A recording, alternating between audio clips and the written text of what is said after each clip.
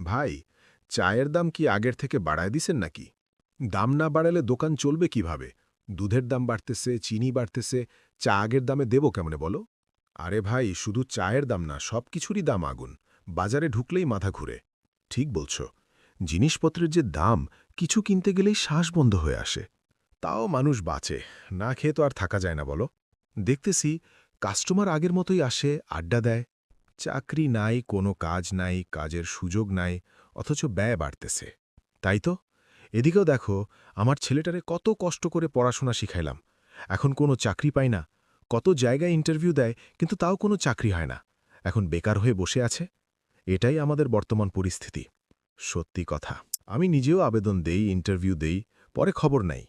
দিন দিন দেশের পরিস্থিতি যে কি হইতেছে কিছুই বুঝতে পারি না। দিন দিন বেকারত্ব বাড়তেছে, তার উপর তো আরও রাজনীতি নিয়ে ঝামেলা আছেই। ঠিক বলছো ভাই, দেশটা আর আগের মতো